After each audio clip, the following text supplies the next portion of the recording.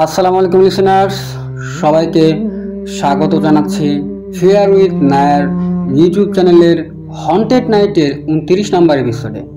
আমি আশা করি লিসেনার্স, আপনারা যখন হন্টেড নাইটের 29 নম্বর এপিসোডটি শুনছেন বা পরবর্তীতে শুনবেন, সেই মুহূর্তে আপনারা অনেক বেশি ভালো আছেন। লিসেনার্স, হন্টেড নাইটের এপিসোডগুলোতে আমরা একটা মাত্রই ঘটনা শেয়ার করি, আর এই ঘটনাগুলো আপনারা আমাদের দিয়ে থাকেন। লিসেনার্স, আমাদের কিন্তু অনেক বেশি ঘটনা প্রয়োজন বিভিন্ন এপিসোডের জন্য। তো যদি আপনাদের সাথে ঘটে যাওয়া বা আপনার পরিচিত কারোর সাথে ঘটে যাওয়া বা আপনার এলাকায় প্রচলিত আছে এমন কোনো ভৌতিক ঘটনা আপনার জানা থাকে, তাহলে আপনি আমাদের ইমেল করতে পারেন, আপনি আমাদের হোয়াটসঅ্যাপে পাঠাতে পারেন, বা আপনি চাইলে লিখে বা অডিও কলে বা অডিও ক্লিপে আমাদের ফেসবুক আইডিতে দিতে পারেন। আর সব কিছুই আমাদের এই ভিডিওর ডেসক্রিপশনে দেওয়া আছে। লিসেনার্স, হন্টেড নাইটের 29 নম্বর এপিসোডের ঘটনাটি আমি যার থেকে সংগ্রহ করেছি তার নাম হলো তামান্না আক্তার, আর তার বাড়ি এই মুহূর্তে তিনি ঢাকার সাভারে আছেন। আর এই ঘটনাটি ওনার নানুর সাথে ঘটে যাওয়া একটা ঘটনা, অনেক আগের, আজ থেকে প্রায় 50 থেকে 60 বছর আগে ঘটে যাওয়া এই ঘটনাটা। আর ঘটনাটা মূলত ঘটে হচ্ছে ঢাকার দোহারের কোনো এক গ্রামে। তো চলুন লিসেনার্স, মূল ঘটনায় চলে যাই। তো একদিন আসরের নামাজের পর এই তামান্না আক্তার আপুর নানু তার পাশে বসেই তসবিহ পড়ছিলেন। আর ঠিক ওই সময়ে তামান্না আপু উনি বিছানায় বসে বসে মোবাইল চালাচ্ছিলেন। তো একটা সময় তার নানুর সাথে তামান্না আক্তার আপু উনি বিভিন্ন ধরনের গল্প শুরু করেন। তো গল্প করতে করতে এক পর্যায়ে জিন ভূতের গল্প চলে আসে। নানুকে যখন তামান্না আপু বলে, নানু তোমার সাথে কি ঘটে যাওয়া বা তোমার জানা কোনো ভৌতিক ঘটনা আছে কিনা আমাকে বলো, তো নানু তখন দুইটা ঘটনা তামান্না আপুর সাথে শেয়ার করে। প্রথম যে ঘটনাটি নানু শেয়ার করে সেই ঘটনাটি হলো অনেক আগের লিসেনার্স, এবং আজ থেকে প্রায় 50 কি 60 বছর আগের, নানুর যখন আসলে বিয়ে হয় তখন। তো যাই হোক, বিয়ের পর একদিন নানু ওনার বাপের বাড়ি দোহারেরই কোনো এক গ্রামে নায়র যাচ্ছিলেন। লিসেনার্স, এই যে নায়র কিন্তু কোনো অনুষ্ঠানে যাওয়া বা কোনো দাওয়াতে যাওয়া, এটা গ্রাম অঞ্চলে এখনো নায়র নামে পরিচিত। আপনারা যারা গ্রাম থেকে আমাকে শুনছেন তারা এই শব্দের যে মূল অর্থ সেটা অবশ্যই জেনে থাকবেন। তো যাই হোক, উনি তখন যাচ্ছিলেন পালকিতে চড়ে, আর তখন কিন্তু 4 জন বেহারা, আর এই বেহারাগুলো ছিল দোহারেরই স্থানীয় 4 জন বেহারা ছিল, আর নানুর সাথে ছিল নানুর এক ছোট ভাই। বেহারা হলো লিসেনার যারা পালকি কাঁধে করে নিয়ে যায়। তো সন্ধ্যা নাগাদ কিন্তু নানুর বাপের বাড়ি পৌঁছে যাবার কথা, কিন্তু নানু তখন খেয়াল করলেন যে তিনি মনে হচ্ছে একটা আজান শুনতে পায়, আজান তার কানে ভেসে আসে আর কি। নানু তখন এই যে বেহারাগুলো যে ছিল তাদের জিজ্ঞেস করেন যে এটা আসলে কোন আজান, কিসের আজান দিচ্ছে, আসরের আজান, মাগরিবের আজান নাকি ইশারের আজান? বেহারাগুলো তখন অবাক করে একটা তথ্য দেয় নানুকে। সেটা হলো, বেহারাগুলো বলে রাত তো অনেক হয়ে গেছে, তাহলে এইটা ইশারের আজানই হবে। নানু তখন বলে পালকির ভিতর থেকে, এখনো তাহলে আপনারা কেন পৌঁছান নাই? ইশারের আজান দিচ্ছে, আমাদের তো অনেক আগেই সেখানে যাওয়ার কথা। তখন এই যে বেহারা যারা ছিল তাদের ভিতর থেকে একজন বলে ওঠে, তারা নাকি 4 বার ঘুরে একই রাস্তায় বারবার ঘুরপাক খাচ্ছেন। তো নানু তখন বলে, এটা আবার কিভাবে সম্ভব, আপনারা একই রাস্তায় 4 বার ঘুরপাক খাচ্ছেন? তখন ওই যে বেহারা ছিল তাদের ভিতর থেকে আরেকজন বলে, তারা একই ডোবার পাশ দিয়ে 4 বার গিয়েছে এবং বারবার ঘোরার পরে তারা নাকি সেই ডোবার কাছে ফিরে আসে। লিসেনার্স, তারা আসলে যেখান দিয়ে যাচ্ছিলেন ঠিক রাস্তার পাশেই ছিল একটা ডোবা। তো বেহারা তাদের মুখ থেকে নানু যখন এই কথাগুলো শোনেন, শোনার পরে নানু তখন তাদের বলে, আয়াতুল কুরসি পড়ে আল্লাহর নাম নিয়ে আপনারা আবার রওনা হন। আল্লাহ চাইলে আর কোনো সমস্যা হবে না। তো তারা তারপরে আয়াতুল কুরসি পড়তে থাকে। পড়ার পরে একটু সামনে যখন তারা যায়, ঠিক তখনই নানু শুনতে পায় এই বেহারাগুলো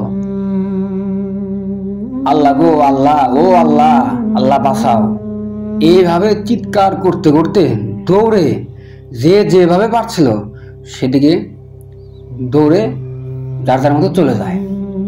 তো নানু তো আসলে বুঝতে পারে না যে বাইরে কি হচ্ছে। সে তো পালকির ভিতরে ছিল, সে এবং তার ছোট একটা ভাই।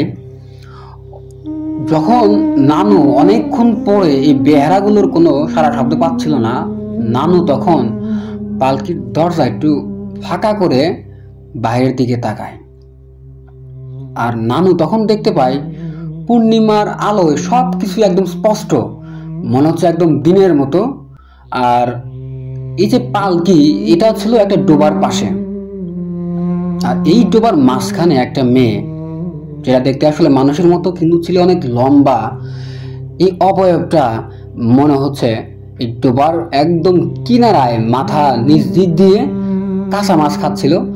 আর একটা মাছ খাওয়ার পরে সে মনে হচ্ছে পানির ভেতর থেকে তার হাত দিয়ে আর একটা মাছ ধরে তার মুখের সামনে নিয়ে একদম চিবিয়ে খাচ্ছিল। নানু এবং তার ছোট ভাই, তারা দুজনেই লিসেনার্স এই ভয়ানক জিনিসটা দেখতে পারে। তো এটা দেখানোর পর পরে তো লিসেনার্স তারা দুজনেই একটা জোরে চিৎকার দিয়ে ওইখানে জ্ঞান হারিয়ে ফেলে। তো এরপর বেশ কিছুক্ষণ পরে পানির ছিটিয়ে দেওয়ার কারণে নানু তার জ্ঞান ফিরিয়ে পায়। নানু জ্ঞান ফিরে পাওয়ার পর দেখে তার বাবা এবং তার মা সহ ওই যে বেহারাগুলো ছিল তারা সকলে তাদের পাশে। মূলত লিসেনার্স এই যে বেহারাগুলো যারা আসলে দৌড়ে সেখান থেকে পালিয়ে যায়, তারা নানুর বাসায় গিয়ে তাদের বাড়ির সবাইকে এই বিষয়গুলো জানায়। আর এই ডোবা থেকে কিন্তু নানুর বাসায় যেতে হেঁটে খুব বেশি হলে 5 মিনিটের পথ। তো নানুর মা বাবা সহ বাড়ির সকলে যখন আসে সেখানে এবং নানুকে এই অবস্থায় দেখতে পায়, তো তখন নানুর মুখ থেকে তারা সব কিছু শুনতে পায়। তো এরপর নানুর বাবা সবাইকে বলে যে অনেক আগে থেকেই নাকি এই ডোবার ভিতরে একটা খারাপ জিন থাকতো।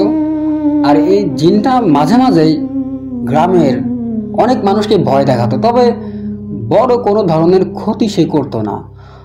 ওই দিন যখন নানু সহ 4 জন বেহারা রাস্তা দিয়ে যাচ্ছিলেন, তখন এই জিনটা ডোবা থেকে মাছ ধরে খাচ্ছিল। আর তারা যখন হঠাৎ করে এখানে আসে, তার একটু ডিস্টার্ব হয়, যে কারণে সে আসলে তাদেরকে ভয় দেখায়। লিসেনার্স, অদ্ভুত একটা বিষয় হলো, আপনারা সকলে জানেন যে আগে কিন্তু আমাদের দেশে অনেক বেশি খরা হতো।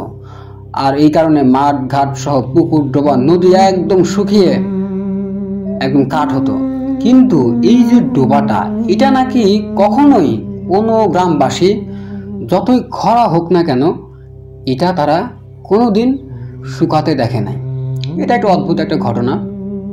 তো যাই হোক লিসেনার্স, এটা ছিল এই তামান্নাপুর নানুর সাথে ঘটে যাওয়া একটা ঘটনা। পরবর্তীতে নানুর সাথে আর কোনো ধরনের সমস্যা হয় নাই। আর তারা আসলে রাত করে সেখান দিয়ে পরবর্তীতে আর যে যাওয়া, এটাও তারা করে নাই। আশা করি লিসেনার্স এই ঘটনাটিও আপনাদের বেশ ভালো লেগেছে। আর তামান্নাপু কিন্তু ছোট্ট আর একটা ঘটনা আমাদের বলেছেন, সেটা হলো নানুর শ্বশুর, মানে তার নানুর শ্বশুর মানে নানার বাবা নামাজে যেতে দেরি করে ফেলে। উনি 5 ওয়াক্ত নামাজ একদম জামাতের সাথে পড়তো। তো যেহেতু জামাত ধরতে ওনার দেরি হয়ে যায়, সেই কারণে তড়িঘড়ি করে নামাজে শরীক হতে যায় এবং খুব দ্রুত দৌড়ে দৌড়ে সে মসজিদে যেতে থাকে।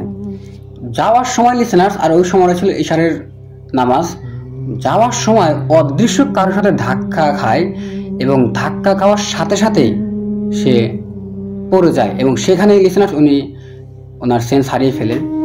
এবং ওনার সেন্স যখন ফিরে আসে, উনি একদম কোনো কথা বলতে পারে না। সে আসলে কার সাথে ধাক্কা খায়, কিভাবে ধাক্কা খায়, কে তাকে ধাক্কা দেয়, এই কথাগুলো সে কোনোভাবেই বলতে পারে না। এরপর থেকে সে আস্তে আস্তে অসুস্থ হয়ে পড়ে এবং আস্তে আস্তে তার বাক শক্তি হারিয়ে যায় লিসেনার্স। এই ঘটনার 5 থেকে 6 দিনের মাথায় নানুর বাবা মারা যায়।